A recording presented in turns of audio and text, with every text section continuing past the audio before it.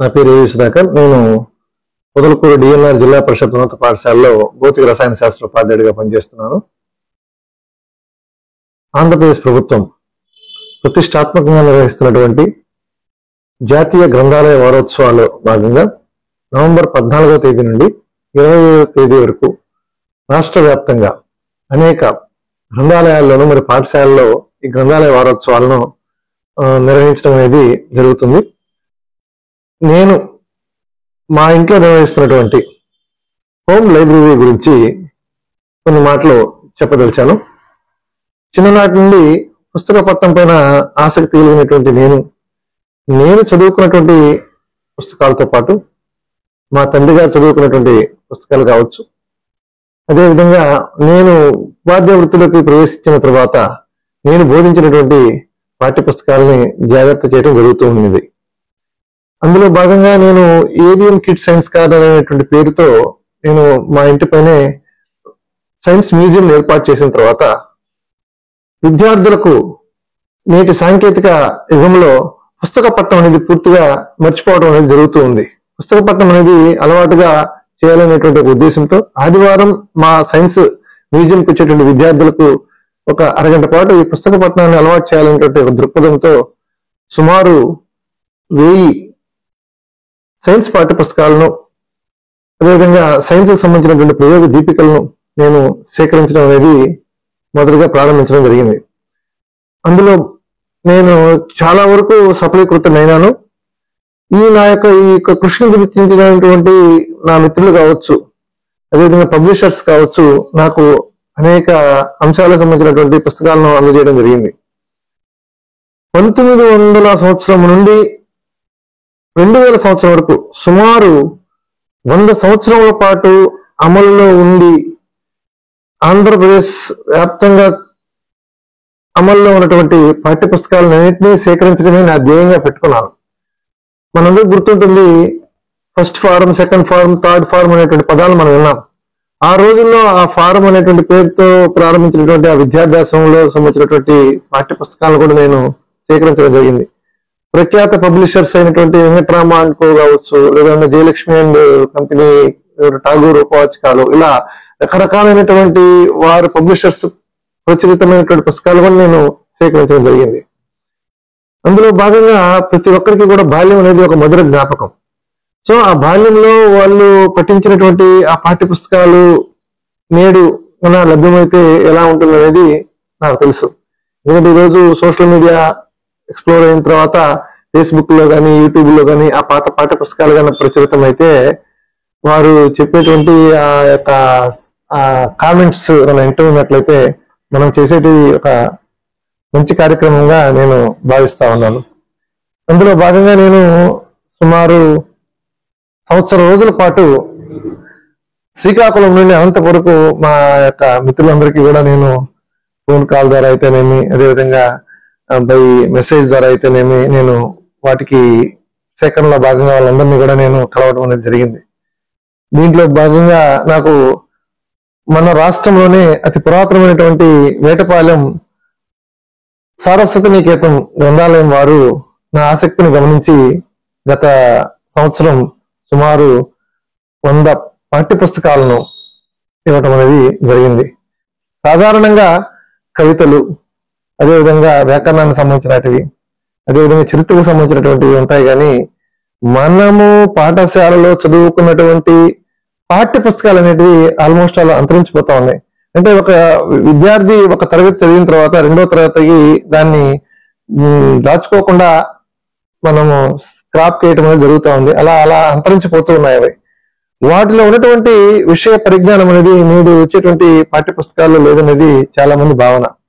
So అలాంటి అమూల్యమైనటువంటి గ్రంథాలను, అమూల్యమైనటువంటి పాఠ్య పుస్తకాలను మనం కనుక సేకరించి భద్రపరిస్తే రాబోయే తరాల వారికి ఒక మంచి విజ్ఞానాన్ని లేదా మంచి పరిజ్ఞానాన్ని అందించాలనేటువంటి ఒక కోరిక అనేది నాలో బలంగా ఉంది.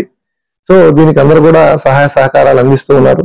మా లైబ్రరీ కానీ ఇచ్చేసినట్లయితే అనియత విద్యకు సంబంధించి, అదేవిధంగా వృత్తి విద్యకు సంబంధించి, అదేవిధంగా వయోజన విద్యకు సంబంధించినటువంటి పాఠ్య పుస్తకాలు కూడా మేము సేకరించడం జరిగింది.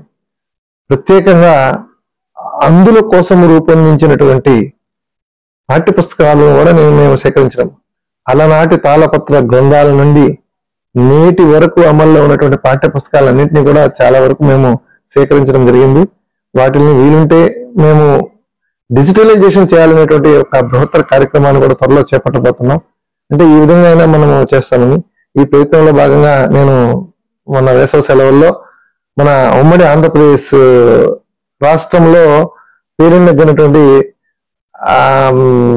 ప్రచురణాలయానికి కూడా నేను వెళ్ళి అక్కడ ఆ డైరెక్టర్ గారిని కూడా కలిసి కొంచెం సహాయం చేయమని అడగటం అనేది జరిగింది. వారు కూడా వీలైనంత వరకు మాకు దానికి సంబంధించినటువంటి ఏదైనా పాత సీడీలు కానీ లేదంటే పాత ఫ్లాపీలు కానీ ఏదైనా ఉంటే అందజేస్తారని చెప్పేసి తెలియజేశారు. ఇలా నేను అనేక రకాలైనటువంటి పాఠ్య పుస్తకాలని ఒకసారి నెమరు వేసుకుంటూ కనుకున్నట్లయితే అప్పుడు చదువుకున్నటువంటి ఆ తెలుగు పాఠ్య పుస్తకాలు ఉండేటువంటి ఆ వ్యాకరణం కావచ్చు, ఆ కవులు కావచ్చు, ఈ రోజు కూడా చాలా మంది మధ్యలో అవి మిగులుతూ ఉన్నాయి. ఆ రోజు ఇంగ్లీషు పుస్తకం అనగానే అందరూ గుర్తొచ్చేది merchant of Venice. 10th class లో ఒక సప్లిమెంటరీ రీడర్ ఉండేది, అందరికీ గుర్తుంటుంది దాని గురించి. అలాంటివి అదేవిధంగా 7th క్లాస్ లో స్టోర్నస్ టీవీ అనేటువంటి ఒక లెసన్, అదేవిధంగా చీములు అనేటువంటి పాఠ్యాంశము, తర్వాత పరవస్తు చెన్నైశ్వరు రచించినటువంటి మిత్రలాభం మిత్రభేదానికి సంబంధించినటువంటి అనేక కథలు, కథానికలు ఇవన్నీ కూడా మనం ఆ రోజు పాఠ్య పుస్తకాలు మనం చదువుకున్నాం. సో మనం ఉపాధ్యాయులుగా ఈ రోజు ఉన్న ఉపాధ్యాయులుగా ఈ రోజు ఆ పాఠ్య పుస్తక పాఠ జ్ఞానాన్ని అంతా కూడా మనము కూలంకషంగా చర్చించి రాబోయే విద్యార్థులు కానీ చెప్పినట్లయితే బాగుంటుందనేటువంటి ఒక ఉద్దేశము. నాకు సైన్స్ టీచర్ గా నేను ఒక సైన్స్ మాత్రమే పాఠ్య పుస్తకాలు మాత్రమే కాకుండా నా దగ్గర తెలుగు, హిందీ, ఇంగ్లీషు, గణితము, సైన్స్, సోషల్ ఇట్లా అనేక రకాలైనటువంటి అప్పట్లో మనం 7th క్లాస్ లో కానీ చూసినట్లయితే అప్పట్లో మొఘలుల చరిత్ర, బాబర్ నుండి ఔరంగజేబు వరకు చరిత్ర, ఆ యొక్క పిక్టోరియల్ డయాగ్రామ్స్ అనేవి చాలా ముఖ్యమైనవి. ఆ రోజు సొంతంగా డ్రాయింగ్ మాస్టర్ల చేత వాళ్ళు పాఠ్య పుస్తకాల్లో బొమ్మలు వేయించారు. ఎంతో మనకు బ్లాక్ అండ్ వైట్ లో వచ్చిన చిన్న సైజు పాఠ్య పుస్తకాలు చూస్తే ఆ బాల్య స్మృతులు అనేటివి మనకు గుర్తొస్తూ ఉంటాయి. సో అలాంటి ఒక మధురమైనటువంటి జ్ఞాపకాలను మిగిల్చాలి అనేటువంటి ఉద్దేశంతో నేను చాలా శ్రమ పడుతూ ఉన్నాను. పట్టణంలో ఉన్నటువంటి స్క్రాప్ అంగడిలకంతా వెళ్ళి వాళ్ళ దగ్గర ఏదైనా ఇలాంటి పాఠ్య పుస్తకాలు ఏదైనా ఉన్నాయా అని చెప్పేసి వాకప్ చేసి నేనే స్వయంగా వాళ్ళ బస్తాల్లోంచి వేరుకొని రావడం అనేది జరుగుతూ ఉంది. దీంట్లో చాలా వరకు పాఠ్య పుస్తకాలు సేకరించాను. ఇక కూడా ఎవరి దగ్గరైనా కానీ ఇలాంటి పాఠ్య పుస్తకాలు కన్నా ఉన్నట్లయితే మాకు అందజేసినట్లయితే మా లైబ్రరీలో రేపు చిన్నారుల కోసం వాటిని వినియోగిస్తామని చెప్పేసి తెలియజేసుకుంటున్నాను. అదేవిధంగా ఈ గ్రంథాలయ వారోత్సవాలను ప్రభుత్వము ప్రతిష్టాత్మకంగా నిర్వహించడానికి గల కారణం పఠనాసక్తి అనేది విద్యార్థులు పూర్తిగా తగ్గిపోతా ఉంది. వాళ్ళల్లో ఆ నైపుణ్యాన్ని పెంచేదాని కోసం ఆ యొక్క లైబ్రరీ వీక్ 7 రోజుల పాటైనా ఇలాంటి కార్యక్రమాలను నిర్వహించినట్లయితే ఈ నేటి విద్యార్థుల్లో ఇంకా మంచి చేస్తారనేది ఒకటి. ఆ గ్రంథాలయంలో చిన్న సైజు జస్ట్ లైక్ చూపిస్తాను సార్. అదే ప్రామిసెస్ అండ్ ప్రిసిప్ట్స్ అనేటువంటి ఒక చిన్న పుస్తకం కాడి నుంచి బ్రెయిలీ లిపి ద్వారా విద్యార్థులు అభ్యసించే దానికోసం రూపొందించినటువంటి అతి పెద్ద పాఠ్య పుస్తకం వరకు కూడా సేకరించడం అనేది జరిగింది. అదేవిధంగా 1900 సంవత్సరం నుండి ఈ హామ్స్వార్త్ సెల్ఫ్ ఎడ్యుకేటర్ టెక్స్ట్ బుక్ కాడి నుంచి ఈ 1906 సంవత్సరంలో వచ్చినటువంటి ఈ పాఠ్య పుస్తకం కాడి నుంచి నేటి వరకు వచ్చిన తర్వాత ఉన్నటువంటి పాఠ్య పుస్తకాలు SSLC పుస్తకాలు కావచ్చు, మొదటి ఫారం, రెండో form, 4th form, 5th form అట్లా ప్రభుత్వం వారు ప్రచురించినటువంటి పాఠ్య పుస్తకాలతో పాటుగా ఈ సైన్స్ కి సంబంధించినటివి, జనరల్ సైన్స్ కి సంబంధించినటివి 60వ దశకంలో, 70వ దశకంలో, 80వ దశకంలో విద్యను అభ్యసించిన వారు యొక్క పాఠ్య పుస్తకాలు అన్నిటి కూడా నా దగ్గర ఒక సైన్స్ అనే కాదు, సోషల్ కావచ్చు, తెలుగు కావచ్చు, హిందీ కావచ్చు, అన్ని కూడా నేను సేకరించి భద్రపరచడం జరుగుతుంది. వీలైనంత వరకు ఇంకొక 6 నెలలు, సంవత్సరం రోజుల్లో మిగతా పాఠ్య పుస్తకాలు కూడా సేకరించి భద్రపరిచేదాని కోసం నా వంతు నేను కృషి చేస్తానని చెప్పి తెలియజేసుకుంటున్నాను. పుస్తకాలను ప్రేమించే వాళ్ళు ఈ రోజు కూడా చాలా మంది ఉన్నారు. వాళ్ళు చాలా హోమ్ లైబ్రరీస్ మెయింటైన్ చేస్తూ ఉన్నారు కాబట్టి వారందరికీ కూడా నా యొక్క గ్రంథాలయ వారోత్సవ శుభాకాంక్షలు తెలియజేసుకుంటున్నాను.